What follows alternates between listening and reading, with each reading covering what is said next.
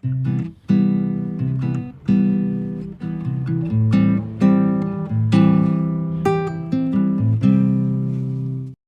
muy bien. Esta es la primera edición del podcast de Norte Abierto. La idea es que sea algo bastante distendido, que sea más bien una, una charla, hablar de temas que creo que nos apasionan a los dos y también Bueno, eh, temas que creo que van a apasionar mucho a la gente que nos va a ver. Bueno, un poco presentarte a vos, Santiago, para los que no te conocen.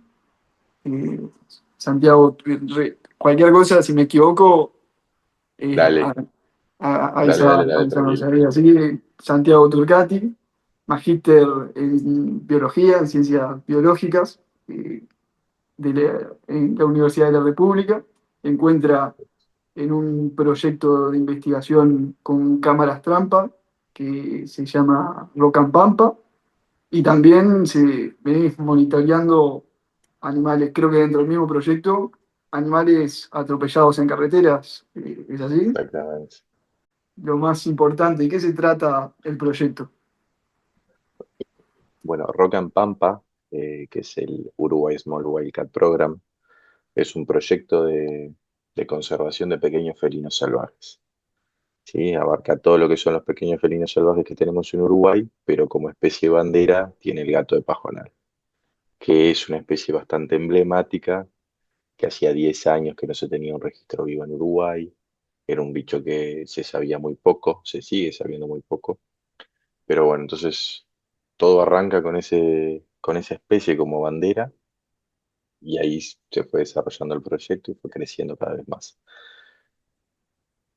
Pero básicamente es eso, ¿no? Un proyecto de conservación e investigación de pequeños felinos salvajes, especie bandera, gato de pajonal, Leopardus monoai. Con eso, con esa misión arrancamos, ¿sí? Que ahí fue donde obtuvimos el registro del gato, que hacía más de 10 años que no había un registro de esa especie en Uruguay viva. Ese es un gato que está en peligro crítico de extinción. Logramos registrarlo dentro de lo que es el bioma Pampa, acá en el Valle del Lunarejo. Eso es otro plus importantísimo, incluso está para el norte del país, porque los últimos registros que se tenían eran más al sur y no se creía que ese gato estaba acá tampoco.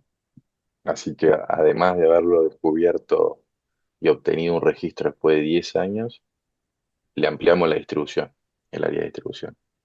Y dentro del proyecto también logramos registrar el margay acá en el norte del país, que era otro bicho que siempre también se creyó que estaba solo al sur y al este del país.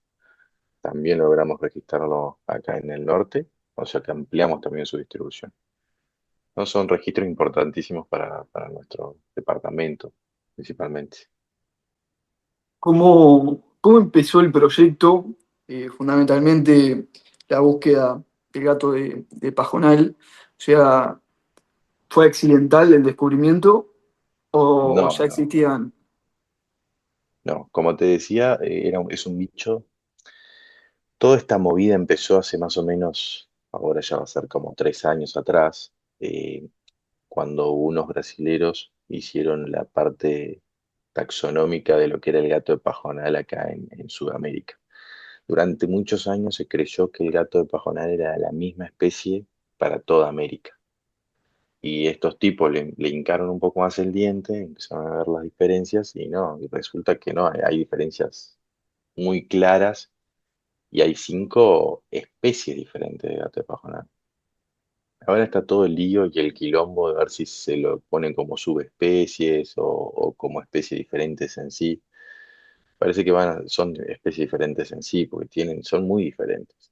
Pero entonces entraba todo como gato de pajonal para América del Sur, una única especie, que era el Leopardus colocolo. Y entonces el gato de pajonal chileno, argentino, Brasil, todo era todo lo mismo, todo encajaba en el mismo nombre. Hasta que vino ese estudio y separaron el gato en 5, y uno de esos 5 es el Leopardus munuai, que sería endémico prácticamente de Uruguay. Es el que es el gato más uruguayo que hay porque su distribución abarcaría Uruguay, un pedacito muy chico acá del sur de la frontera con Brasil, y un pedacito muy chico de lo que sería frente a nuestro litoral ahí en Argentina. Ya para el sur en Argentina, ya en la provincia de Buenos Aires, por ejemplo, ya hay otro gato de pajonal que no es el mismo que el Munuai, es el pajeros, Leopardus pajeros, que tiene diferencias bien claras en lo que es su fisionomía y ya sería otra especie. Lo que comparten todas las especies de gato de pajonal son que están todos en peligro de extinción y no se sabe nada. Y a lo que se hizo esta división, se sabe menos todavía. Del que más se sabe es del Colo-Colo, que es el de Chile. Ese es el que está un poquito más estudiado. Pero después el Veracatus, que es el que se encuentra un poquito más acá al norte de Brasil, el de Munoa y el Pajeros, no se sabe prácticamente nada. Ahí Bien. ahora vuelvo a tú, que vos me preguntabas si esto empezó accidentalmente, no. Eh, yo hace ya 9 años que estoy trabajando con el tema de las cámaras trampa, y cuando estaba terminando la maestría, conozco a un señor, a un gringo, el doctor Jim Sanderson, que fue él el que vino con toda esa propuesta para buscar ese gato. Fue él el que le dio, el que me propuso la misión esa de buscar el gato y el que vino con esa... No, acá nadie le daba pelota a ese gato, ni a muchos otros bichos nuestros.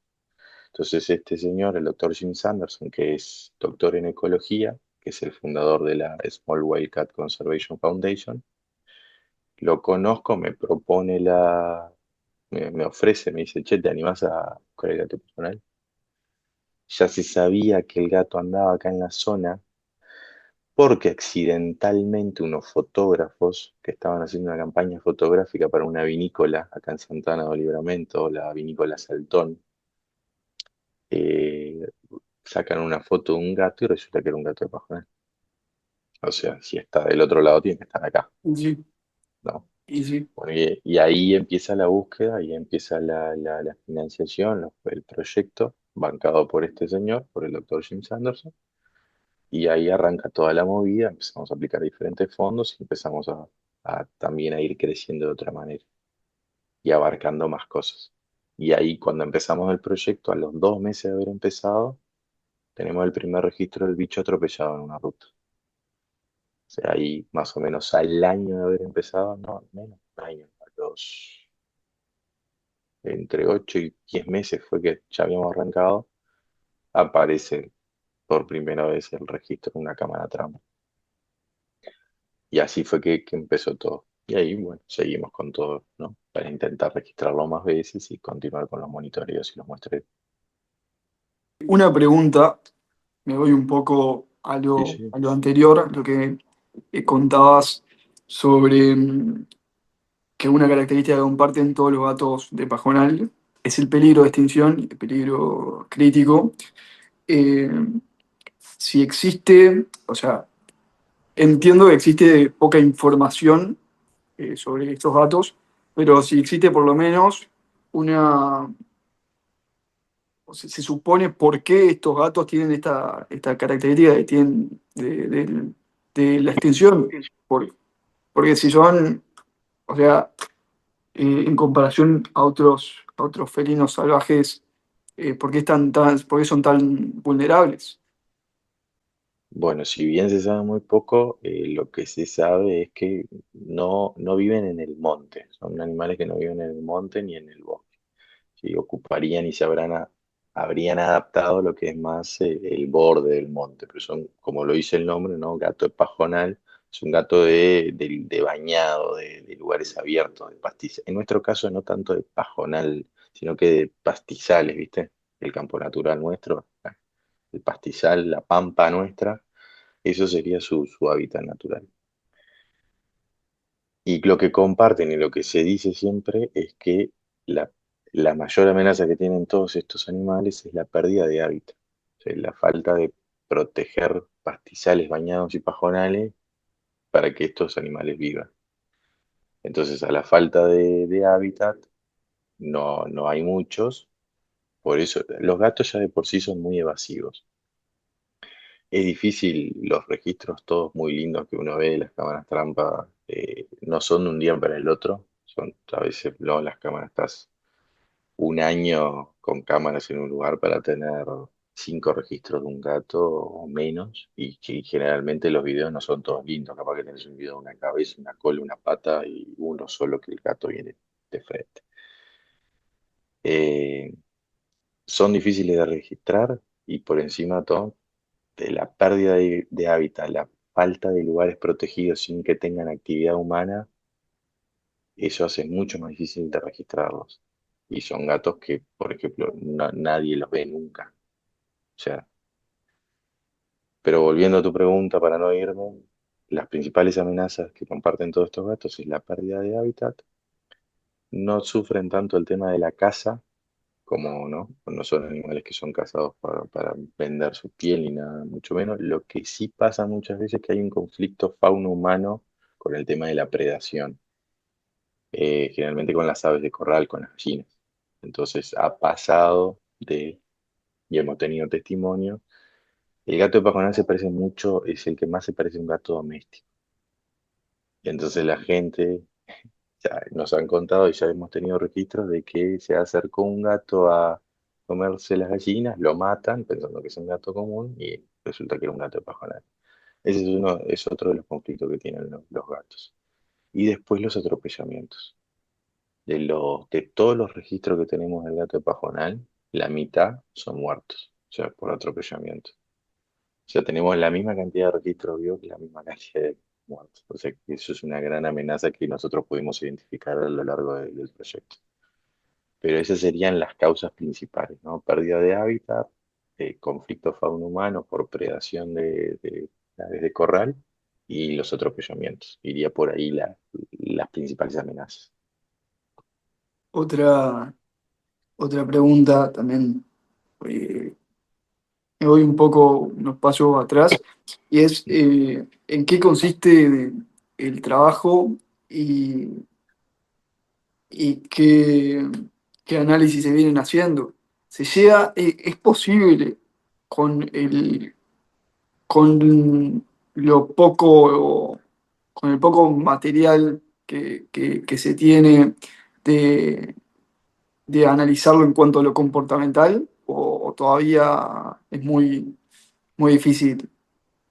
O cómo se podría analizar mejor de este sentido? ¿O qué análisis se viene haciendo hasta ahora de esta especie? No, de esta especie, nosotros una vez que registramos este bicho, que sabíamos que estaba ahí, hicimos un despliegue de 35 cámaras trampa en lo que es todo ahí el Valle del Lunares, en dif- combinando diferentes ambientes con la intención de tener la mayor cantidad de registros posible. Esas cámaras mantienen una cierta distancia para que también sea útil el estudio para todos los otros bichos que aparezcan. Y para que tengas idea, con 35 cámaras desplegadas en todo el Valle del Lunarejo, tenemos un registro nada más del gato de Pajonal. Pero esa grilla de cámara nos permitió hacer una actualización de toda la lista de la comunidad de mamíferos terrestres del Valle del Lunarejo. Entonces, actualizamos la lista de los mamíferos que hay, o sea, y registramos un montón de especies que no estaban registradas para el área, o sea, el gato de pajonal, el margay, esas fueron las más importantes. Después también tuvimos erizos, otras especies que se sabía que estaban, pero no estaban registradas con cámaras y no estaban documentadas, ¿no? O sea, se sabía por un comentario de alguien, mira que hay, se supone que hay. Eh, ¿Qué nos permite las cámaras? Todas esas nos permitieron, de muchas especies, nos permiten sacar el patrón de actividad, el comportamiento de muchos, ¿no? Porque tuvimos varios registros de varias Claro, especies. Pero en particular del gato de pajonal, al tener solo un único claro, registro, claro. no, no nos permite ni siquiera, simplemente nos permite documentar el horario que se registró y bueno, y dónde se registró. No podemos ni siquiera estimar nada porque sería, ¿no? Muy Sí, sí, sí. loco estimar algo. Se supone que todos los gatos, los felinos son nocturnos, más o menos todos manejan un cierto comportamiento parecido, pero y ese registro lo tuvimos de noche. Indicaría que son nocturnos. pero ta, no podemos estimar nada sobre ese bicho. Lo que sí hicimos fue el patrón de actividad por ejemplo, para el gato montés dentro del área, para el margay y para muchas otras especies. Eso fue lo que hicimos con ese estudio, ¿no? Que fueron 2 años y medio con cámaras ahí en ese lugar. Después, bueno, como te decía, la primera misión era saber si el gato estaba o no estaba. O sea, bueno, está. Eso era, primero empezamos a poner cámaras para ver si estaba, simplemente para registrarlo, presencia, ausencia. Después que supimos que estaba, sí fue que se hizo esta metodología con las cámaras a una cierta distancia para intentar calcular cosas, ¿no? Podríamos saber si tenés cantidad de registros significativos, puedes calcular no solo el patrón de actividad, puedes calcular cómo se desplaza el bicho, puedes hacer modelos de ocupación y distribución que te permiten estimar un poquito más el comportamiento del animal, que para esta especie en este caso todavía no es posible. Y después lo otro que se viene haciendo es el monitoreo de las carreteras y las rutas, que eso lo que te permite es registrar todos los atropellamientos que hay y marcar puntos calientes, ¿sí? Que serían puntos donde hay más atropellamiento que no, para después tomar medidas de mitigación, ¿sí? Ya sea poner una cartelería, hacer lo más difícil, lo mejor sería hacer un pase de fauna, ¿no? Un pasaje de fauna para que la fauna cruce por abajo o por arriba, pero eso ya depende de otra infraestructura y de otros compromisos ya más estatales y gubernamentales, pero eso es lo que te permite, ¿no? Identificar cuáles son los lugares donde hay más atropellamiento y donde está la mayor amenaza para tratar de buscar una solución. Eso me lleva a otra pregunta, que es ¿qué percepción existe de parte del Estado, qué medidas existen de parte del Estado para proteger a nuestra fauna autóctona? Eh, por lo menos existe una percepción de parte de la población de que es muy vaga las acciones que tiene el Estado para proteger a nuestros animales. ¿Eso es así o el Estado realmente No, intenta... no, eso es así. Imagínate que tuvo que venir una persona ajena a nuestro país, de afuera, con financiación toda extranjera, para hacer todo esto, ¿no?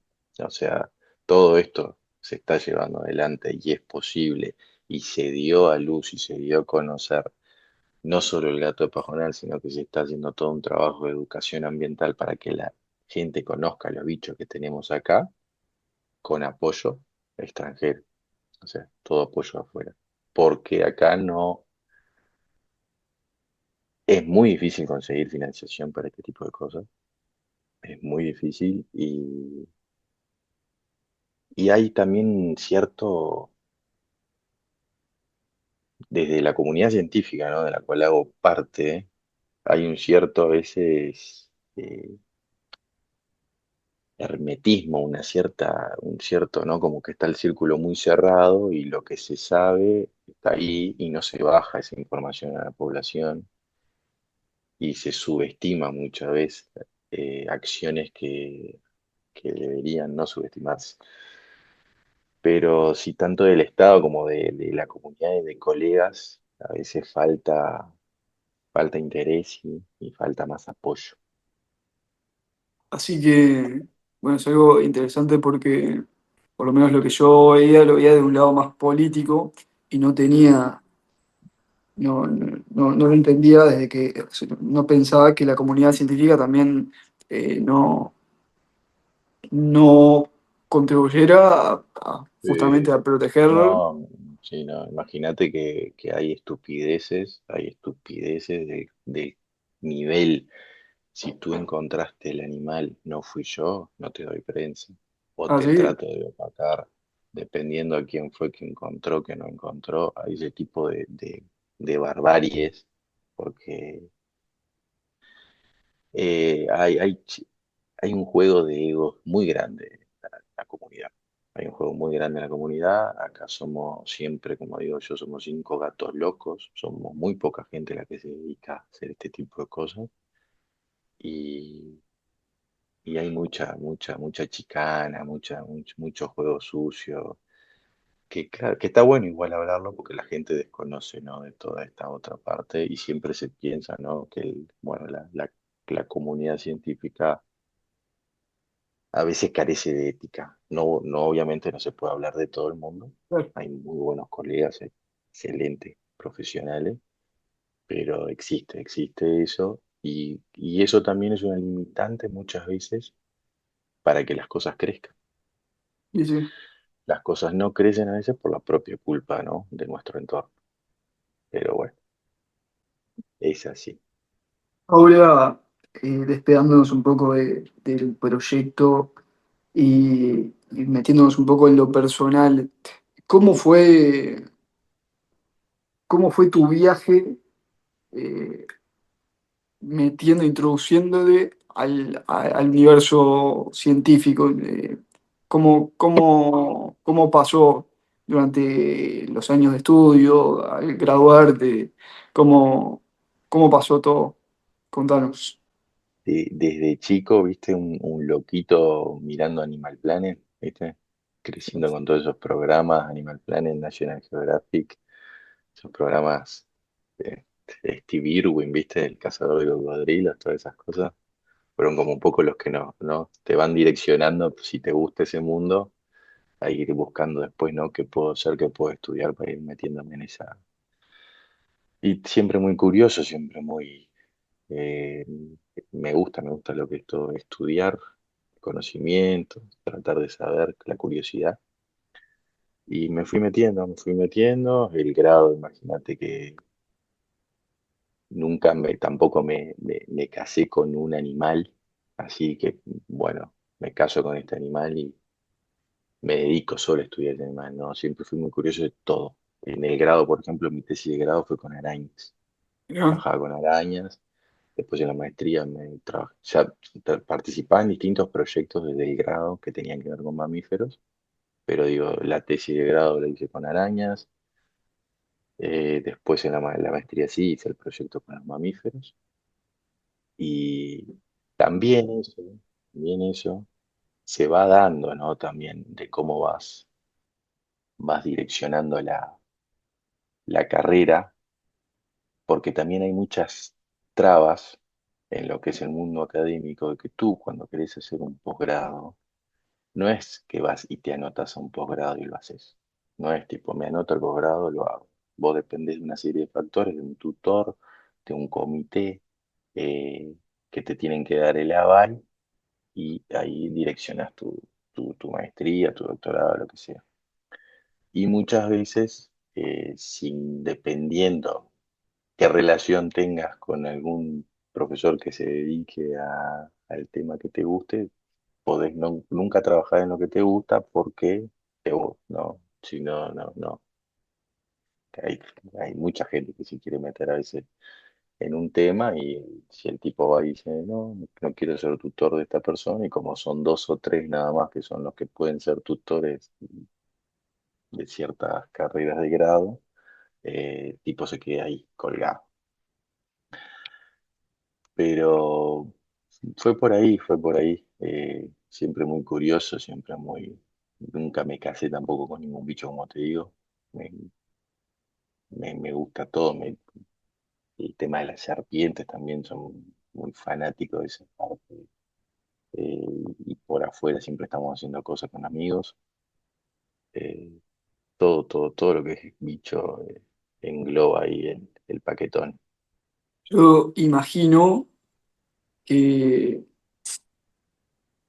en cuanto a artrópodos, en Uruguay, lo que debe existir de artrópodos sin identificar debe ser muchísimo, porque son los más abundantes del planeta y en Uruguay yo siento por lo menos una percepción personal de que no se estudia mucho en general, de que el mundo académico, como vos mismo decías, es reducido, así que, ¿qué decís? Hay mucho para descubrir en Uruguay. O sea, Y a los científicos que no terminaron la carrera todavía, hay ánimo de que pueden descubrir muchas cosas todavía.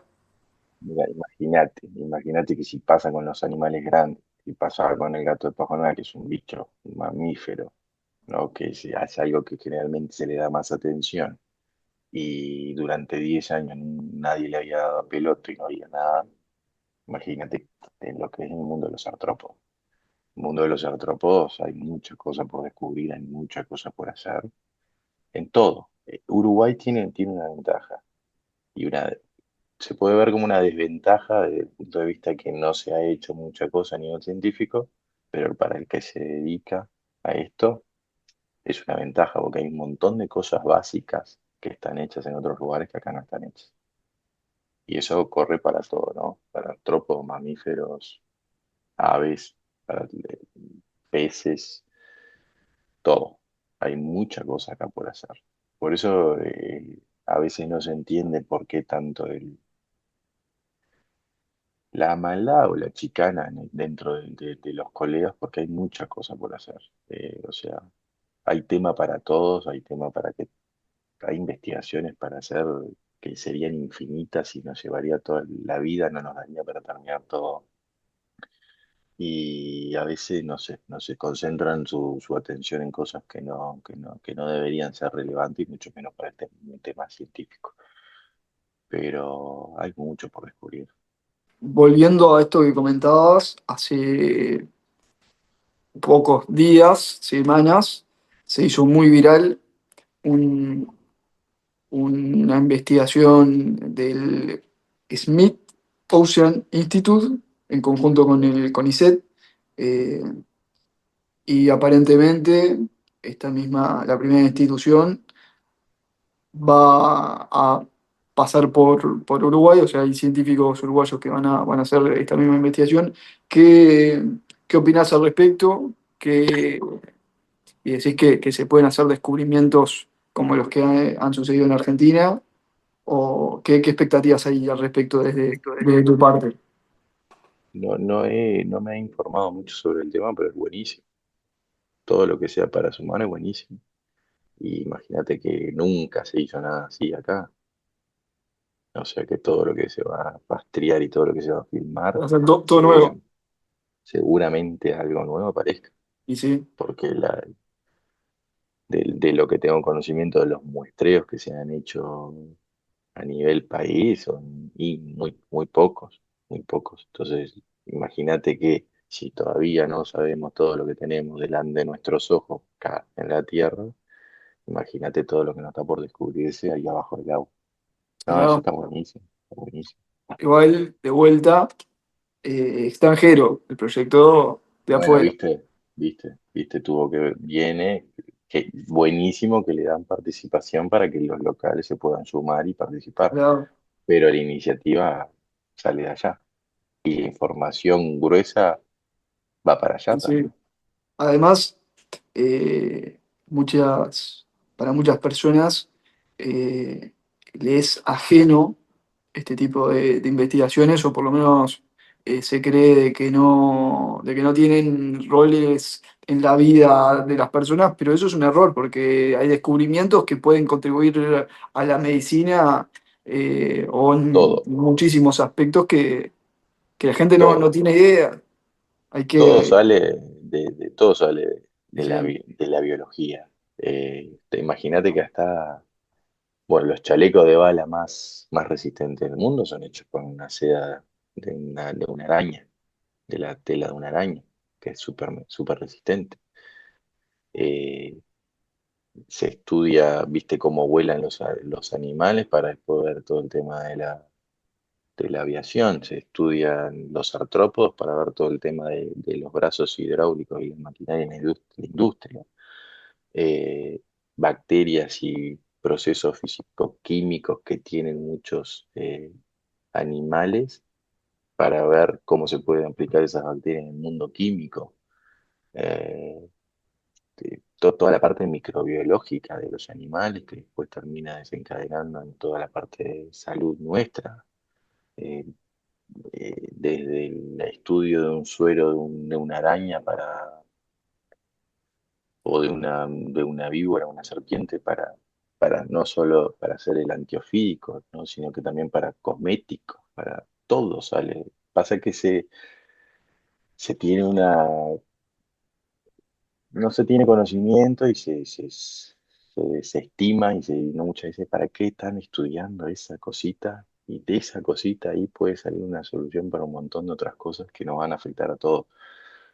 Pero está, no, Yo, no sé. yo creo que mucha responsabilidad lo tiene la misma comunidad científica Claro, total, de no ser transversal a la hora de informar de transmitir la información, porque totalmente. o sea, las personas mm, no tienen por qué necesariamente entender absolutamente todo lo que está pasando en el mundo científico, No, pero sin embargo tiene impacto real en la vida de la gente. Y eso es un tema que creo que hay que empezar a animar los egos de la comunidad, por lo menos de nuestra, de claro, la cercana claro, acá de Uruguay, para empujar totalmente, todos para el mismo lado. totalmente, totalmente de acuerdo. Imagínate que pasa que siempre estuvo, ¿no? Esa creencia de cuanto más difícil te lo pinto, ¿no? Más crack voy a parecer.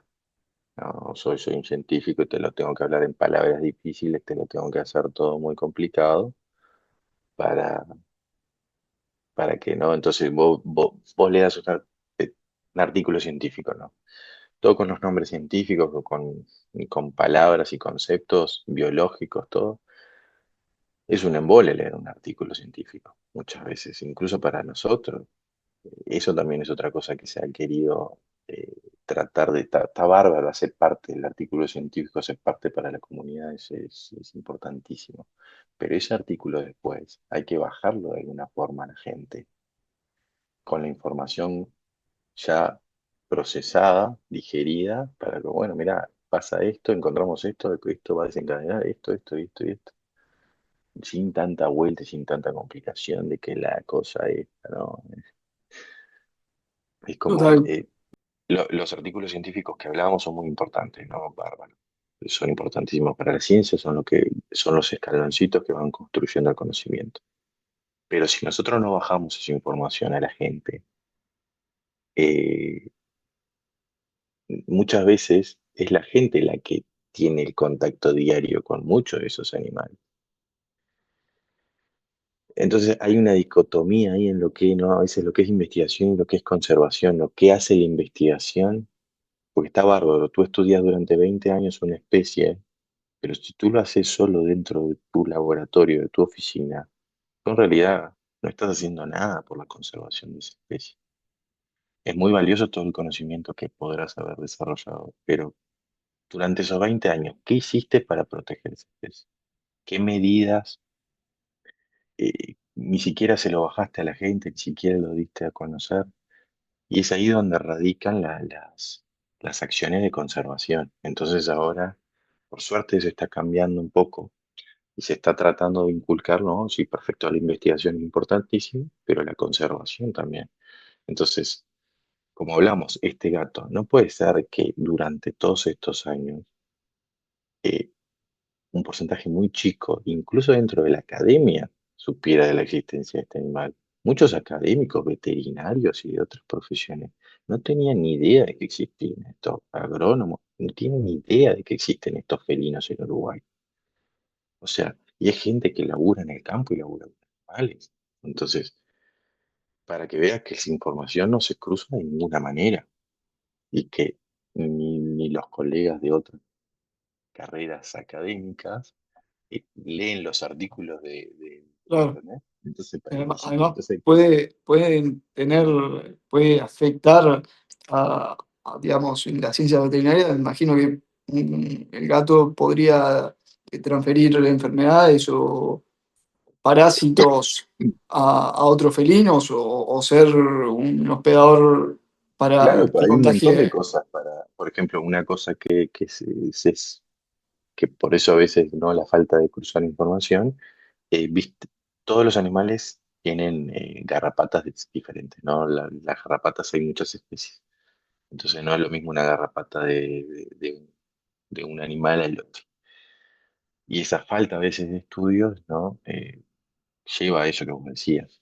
Y por ejemplo, se descubrió que la garrapata del ciervo axis es compatible con el ganado. El ciervo axis es una especie exótica invasora que fue introducida en nuestro país, no es una especie nativa, ¿sí? Y eso, cuando pasan esas cosas, eso acarrea un montón de problemas. Y bueno, ¿viste? Y ahí la garrapata del ciervo axis es compatible con el ganado. Entonces ahí ya tenemos un problema.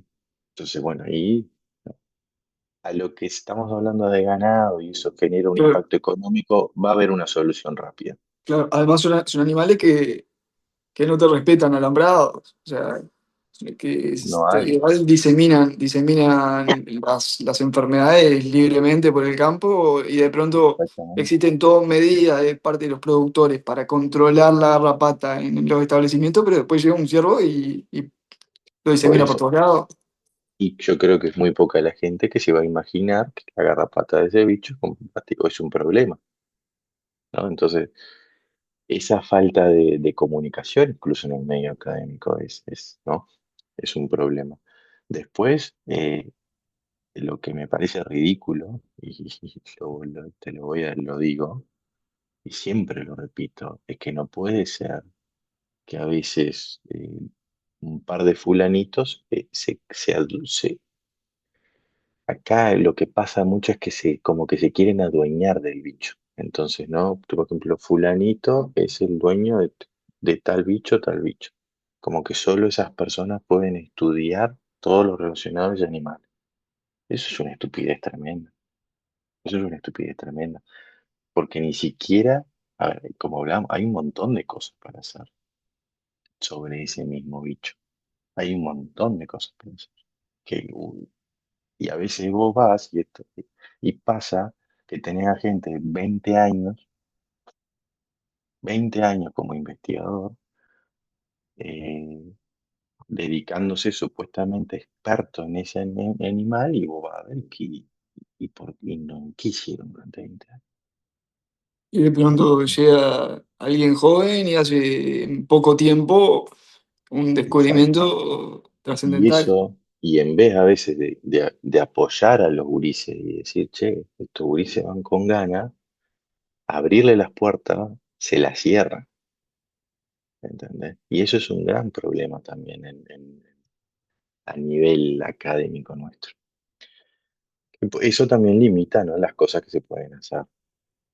Pero eso no puede ser, eso es una estupidez. Que eso va también de la mano a ese juego de egos de no querer bajar la información a la gente, como que yo soy yo soy el experto en este animal, ¿no? Una eminencia.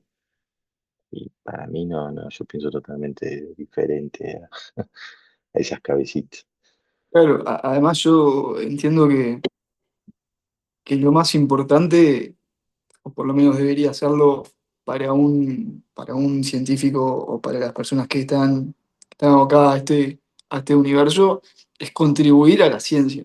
Y yo creo que la mejor forma para contribuir a la ciencia justamente es todos trabajando en Involu- equipo y pujando en la misma dirección. y Si se involucrando empieza a el la gente. boicoteo. Además, Involucrando. el apoyo, yo siento que el apoyo es esencial. Hay cosas simples en las cuales se puede apoyar o contribuir en la investigación de otra persona que puede cambiarle la vida o cambiarle la Totalmente, investigación. totalmente, pero las cosas preciosas que se podrían hacer si todos chincharan para el mismo lado, pero mirá, estaríamos a otro nivel. Pero eso, ojo, ¿no? Eso pasa en general en todos lados, es un tema del ego del ser humano. Eh, no, es complicado. Volviendo un poco a lo social, incluso un poco político y escapando un poco a la parte académica. Hace un rato mencionabas al ciervo Axis Ujú, y hace poco hubo un revuelo importante en Uruguay en el cual parte de la población, incluso el escenario político, se manifestó en contra de atacar a estas especies invasoras como son el cervo axis, como son el jabalí o la liebre europea. Y bueno, me gustaría saber qué análisis haces al respecto, cómo se podría afrontar este tipo de problema y que le expliques un poco a los que nos están viendo de qué se trata estas especies invasoras y el daño que le están causando a nuestras especies autóctonas. Bueno, no sé si ves que todo eso arranca ya por la época está re relacionado con el tema político, ¿no? Porque Sí, sí, sí. Claro. Anchorena, en la época, ¿no?, del argentino millonario, que tenía, ¿no?, la estancia acá y en Argentina, Actual fue instancia presidencial. la estancia presidencial. Anchorena en su época, fascinado, ya que por el tema de la caza, se trajo todas las especies que iba a cazar Europa. Se trajo el jabalí, se trajo el ciervo axis, que es asiático, ¿no? Y de la zona de India y Asia. La liebre y todo eso que trajo para cazar acá, se lo trajeron sin ningún control. A ver, jabalí es un chancho, se reproduce como chancho. O sea, si no hay un control sobre una población de chancho, pasa lo que está pasando ahora. Se fue de las manos. Los ciervos, es un ciervo enorme, el ciervo axis es un ciervo grande. Casi un ciervo macho casi triplica el tamaño de lo que es un guasubirá nuestro, el ciervo uruguayo. Que- y la liebreta, ¿qué pasa? Cuando tú traes una especie que es del lugar natural, pueden pasar dos cosas. O la especie no se puede adaptar y se va a morir. Si es como, por ejemplo, agarremos una serpiente, una pitón bola, por ejemplo, que es una especie exótica. Tú la soltás acá en Uruguay, es un bicho que se puede tener acá en Uruguay como mascota. ¿Por qué se puede tener como mascota? Porque si tú la soltás acá o se escapa, con las temperaturas que tenemos nosotros, ese bicho no te dura una noche, se te muere por el frío. ¿Eh? Entonces puede pasar eso, ¿no? La especie, si vos la traes, la soltás en la naturaleza, no prospera, se muere, y después puede pasar lo otro. La especie se adapta, prospera, se reproduce en masa, no tiene un predador natural. Esos bichos, por ser de otro, tienen otra genética, traen otras enfermedades, y muchas veces pasa eso, que esas enfermedades empiezan a transmitir a los bichos de acá y empiezan a desencadenar todo un quilombo. ¿Eh? Y empiezan, por ejemplo, el ciervo axis, no solo está el problema ese de la garrapata, sino que es un bicho mucho más grande, por ejemplo, que el guasubira, que es el ciervo nuestro, y lo desplaza. Ya hemos podido comprobar por las cámaras trampa que el ciervo del guasubira ha cambiado comportamiento y su patrón de actividad por culpa del ciervo alfa. Entonces, Se ha detectado Silvoaxis en las cámaras. lleno, lleno, ¿Sí? lleno. Ciervo axis y jabalí lleno. Incluso lo pusimos ahí en el artículo del Base Lunarejo, de que están como un llamadito de atención de que es preocupante, ¿no? La cantidad hay que tomar alguna medida porque es bastante lo que hay, mucho. Y jabalí es impresionante. Y el jabalí también es un bicho que desplaza, no tiene predador, se reproduce como chancho, transmite un montón de enfermedades, Es agresivo también. es agresivo, te mata un montón de bichos. Mata un montón de bichos. ¿Y qué pasó? Viste que arrancaron allá en la Anchorena y empezaron a subir, ya pasaron, ya están en Brasil. El Sí, ciervo Axis ya Argentina está. también Argentina lo Claro, estaba.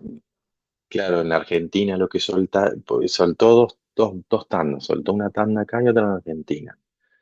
Y hace poco, no mucho, habían hecho la genética para ver, ¿no? Y lo que comparten es que, ¿cuál fue el quilombo más grande? Que el jabalí se reproduce con el chancho Claro. doméstico. Y Esa fue la genera cagada. un animal más grande, ¿no? Genera lo que le dicen el javaporco, ¿no? Es mucho más grande que el jabalí ya de por sí. El jabalí ese, el sus escrofa, que es ese europeo, ya es más grande que el jabalí africano, por ejemplo. Es un bicho grande. Pero al combinarse y al reproducirse con el chancho doméstico, creó una dimensión que es una bestialidad, que ni siquiera en Brasil tiene un predador natural. O sea, un jaguar no No puede te con un caso. jabalí. Mirá, No puede, impresionante. no puede. O sea, los gatos, los chanchos salvajes que teníamos nosotros acá, era el pecarí, que se hizo una, su- una especie de reintroducción hace poco que no fue exitosa, que quisieron soltar 100 pecaríes, Montes del Plata, soltaron 100 pecaríes y no prosperó ese proyecto. El pecarí es un chancho chico, no tiene nada que ver con un jabalí, no es un bicho agresivo. En Brasil también está el pecarí y el cateto, que es otro chancho. Hay dos chanchos. Pero que esos chanchos son chicos y sí, el jaguar puede con ellos. Pero con el jabalí no hay chance. Y el ciervo axis también es enorme, es un bicho grande. Y acá en Uruguay no hay ni un bicho que se le pueda, pero ni cosquilla le hacen a esos bichos. Entonces esos bichos se empiezan a reproducir en gran masa, entre ellos mismos a reproducirse en gran masa. Siempre hay algún ejemplar muerte que puede estar enfermo y esas enfermedades van circulando entre ellos mismos también y eso va terminando, puede desencadenar problemas, van contaminando el agua, van contaminando el aire, eso desencadena. Yo siempre cuento la historia esta porque es bastante fácil de entenderla, la de Yellowstone. No sé si la conocés, la de los lobos y los ciervos, creo que era el No, ciervo. no. Eh, Empezaron a matar los lobos, o sea, perdiste el predador tope. O sea, y entonces empieza a crecer desproporcionalmente la población de ciervos. Pasa, no? Empieza a crecer la población de ciervos, empiezan a crecer las enfermedades. Los ciervos empiezan a morir, empiezan a haber un montón de cadáveres muertos en la tierra y en los cuerpos de agua. Como consecuencia, el agua se contamina. Simplemente porque falta un predador tope. Entonces empezaron a hacer, hicieron un proyecto, hicieron una reintroducción de lobos y empezaron a detectar, no se sabe si conscientemente o inconscientemente, pero el lobo al controlar la población de ciervos lo que hacía era siempre comerse a los que estaban más enfermos, entonces esas enfermedades tampoco prosperaban. O sea, todos los animales cumplen un rol Claro, importantísimo en el está en ecosistema. un equilibrio que no hay que tocarlo. Exacto. Pero, Pero afectó el agua, que nos sí, afecta a sí, sí. nosotros. Y si vos le decís acá a mucha gente que te dicen, yo he escuchado gente y profesionales, no, ¿qué me importa a mí el gato? ¿Qué me importa a mí el zorro? ¿Para qué mierda sirve tal bicho? Todos cumplen un rol esencial que el día que falten, ojalá no, pero eso va terminando y va desencadenando problemas que nos terminan afectando a nosotros. Aire, Claro. agua, totalmente relacionado. Además, roles casi imposibles de detectar, porque es tanta la diversidad y son tantos elementos en la ecuación que es muy difícil determinar, bueno, ahora falta el zorro, va a causar esto. Capaz que falta el zorro y genera la aparición, no sé, de una enfermedad que era imposible ni siquiera de Tal cual, imaginarse. tal cual, tal cual. Que Volviendo imagínate. al tema de este tema social de los animales introducidos. Eh, o sea, lo que manifestó una parte de la sociedad eh, y también los políticos fue que, incluso recuerdo a un político que decía que le costaba ver como una plaga a un animal tan lindo como un ciervo axis. Y esas cosas hay que, hay que comunicarlas y explicar bien lo que pasa, porque no es una cuestión de más lindo o menos lindo. Después termina afectando a todo el sistema. Totalmente. A ver, hoy estamos viviendo una época bastante delicada, ¿no? Muy movida es todo delicado hoy en día hablarlo, todo ofende y hay un romanticismo por muchas cosas que no debería haber y que deberíamos ser mucho más objetivos, ¿no? En todos los ámbitos, ¿no?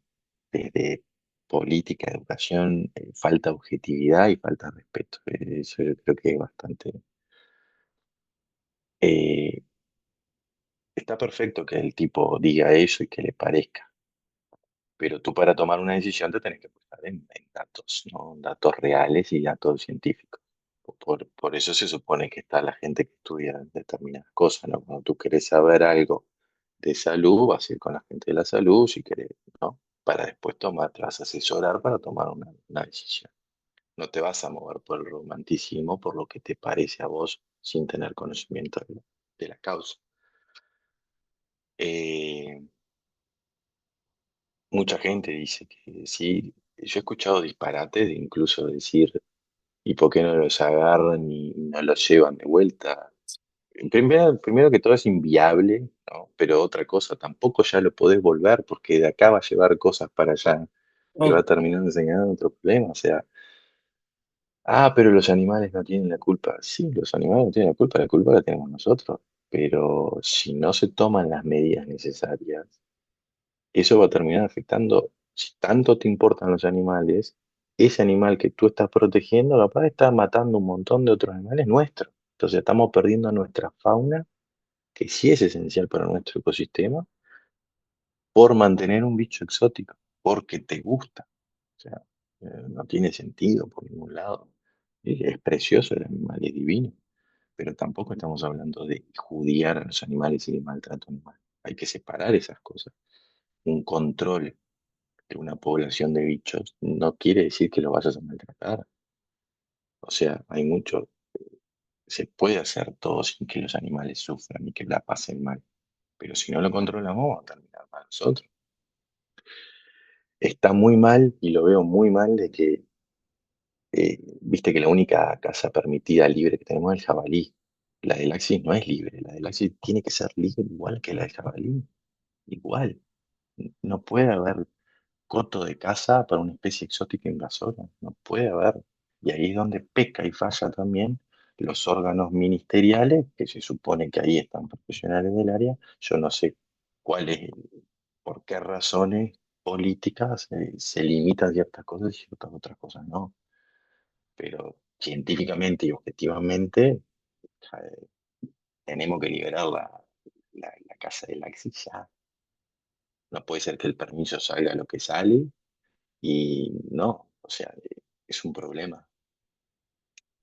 Yo entiendo, viéndolo un poco desde el otro lado y siendo un poco abogado del diablo, que uno de los problemas que se podría generar es que abrís un poco la puerta y cuando permitís que se abra un poco la puerta, se abre del todo y la gente empieza a cazar cualquier tipo de animales porque Pero no eso, viste, existe, no existen penas serias para la caza y de pronto te cazan, no sé, a un venado de pantano que está en peligro crítico.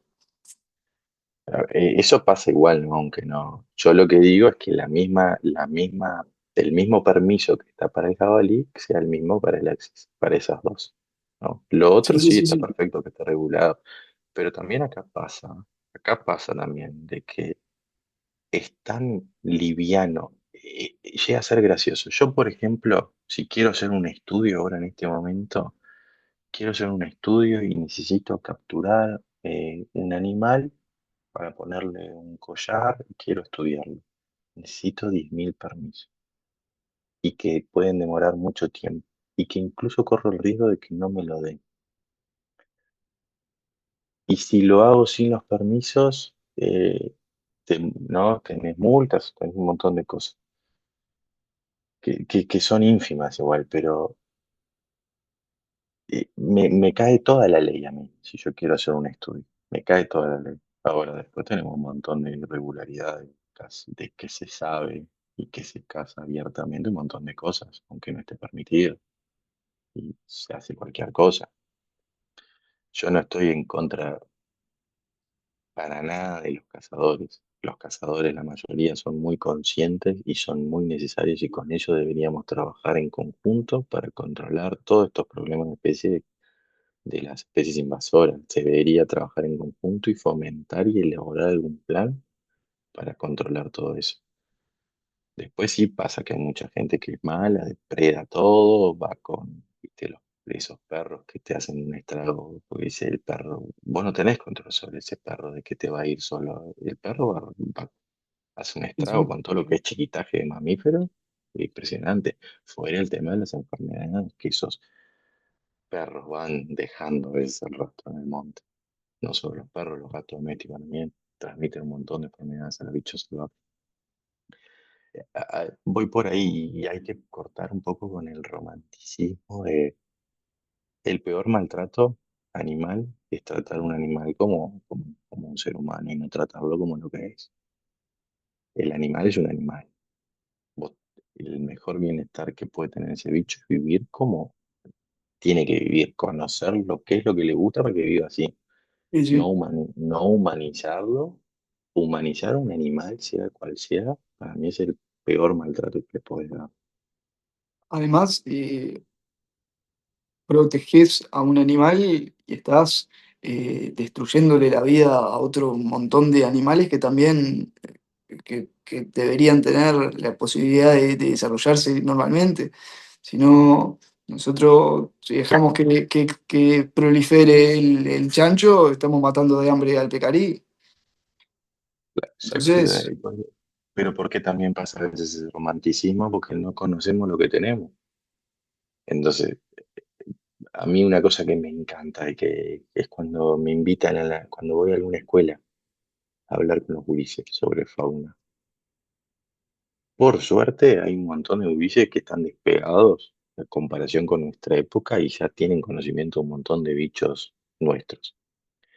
Pero la gran mayoría, e incluso las maestras, todo, y ni se imaginaban que tenemos toda la fauna que tenemos. No conocen. Entonces vos le preguntás a un bicho, un gurí, ¿cuál es tu animal favorito? ¿Qué? Un león, un elefante. Entonces después vos le empezás a mostrar los videos de las cámaras trampa de que, mira, acá tenemos mano pelada, coatí, oso hormiguero, mira todos los gatos que tenemos.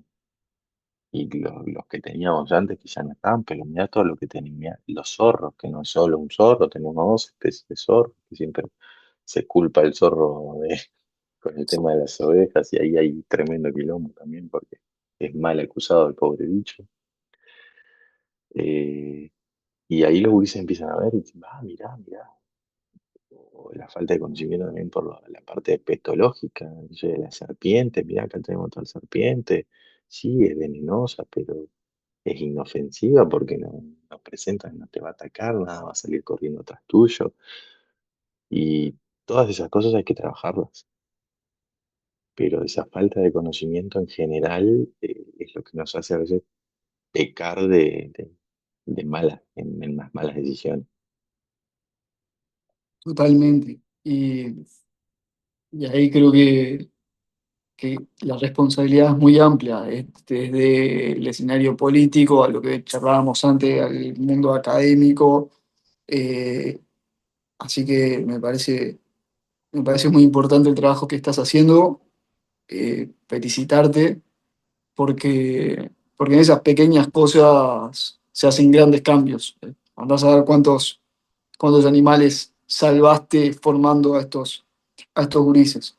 Eh, Ahora te quiero hacer otra pregunta que tiene que ver con el mundo en el cual vivimos, porque si bien estamos en un mundo totalmente, digamos, todos los científicos de toda la historia, la mayor cantidad de los científicos de toda la historia están vivos en el planeta Tierra. O sea, estamos en un periodo donde abunda mucho la ciencia y donde muchas personas quieren dedicarse a este universo y donde cada vez se estudia más. Pero también existe mucha desinformación y, y además se viene una gran revolución como es la inteligencia artificial. Así que me interesa saber desde la perspectiva de un biólogo cómo ves al mundo, cómo ves al mundo con la desinformación, cómo ves al mundo con los avances científicos y fundamentalmente qué opinás sobre la inteligencia artificial y qué impactos van a tener, podría llegar a tener en en nuestra vida cotidiana y bueno, y también en el mundo científico. A ver, el avance tecnológico que tenemos ahora, si no lo usas bien, te juega en contra. Lo que veo que está pasando mucho hoy en día es que todo el mundo quiere todo ya, ¿no? Rápido, la información rápida, quiero saber esto en 5 segundos, eh, y ahí es donde se da mucho el tema de la desinformación. O sea, la gente no para y no presta atención, no para leer todo. O sea, se queda con el título a veces y ni siquiera lee lo que está más abajo. Eh, entonces eso termina generando, por más de que tengamos toda la información, la mejor información posible, sin, por por ese frenesí de querer todo ya, no está llegando. No está llegando, la gente no lo está absorbiendo, o sea, la información está ahí, pero nadie la absorbe y nadie o sea, es como que está y no está. Después el tema de la inteligencia artificial como herramienta, maravillosa. Es una gran herramienta que te facilita y te acelera un montón de procesos. Pero si tú estás sos de los que no presta atención y de los que querés todo para allá y no prestás atención en los resultados que te tira la inteligencia artificial, vas a cometer un montón de errores. Porque la propia inteligencia artificial, viste que comete un montón de errores y hay un Sí, sí, montón de sí. temas que todavía no. Entonces, si la gurizada va y ya copia y pega todo, o sea, hay un montón de cosas mal. Además, en la vida cotidiana, ¿no? Yo he visto un montón de videos, Sí, además te asombra, ¿no? Porque la naturaleza en sí sorprende. No es necesario crear cosas para que te sorprendan. Y sin embargo, se crean videos de animales que no existen y total, mucha gente los los creo. toma como reales. Entonces se desinforma muchísimo desde ese lugar. Yo creo que lo que podría llegar a pasar es que el conocimiento se va a generar una brecha de conocimiento. El que está desinformado podría llegar a desinformarse cada vez más y el que Sí, está informado podría totalmente. informarse cada vez más y eso podría llegar a ser muy peligroso. Sí, total, total, porque va de la mano con lo que hablábamos si vos no prestas atención y estás desinformado y solo te quedas con el título, vas a entrar en un pozo de desinformación que después si te crees todo lo que ves, aparte hay videos muy sensacionalistas, pero es lo que más despega, es lo que más, o sea, quiere decir que la gente le da más a eso y no se toma un ratito ni siquiera capaz que para leer después. Eh, la mentira, viste, si pega, pega. Desmentir eso después es mucho más difícil. Y es lo que está pasando con todo eso. Igual yo no, a mí no me gusta depositar la culpa en la gente.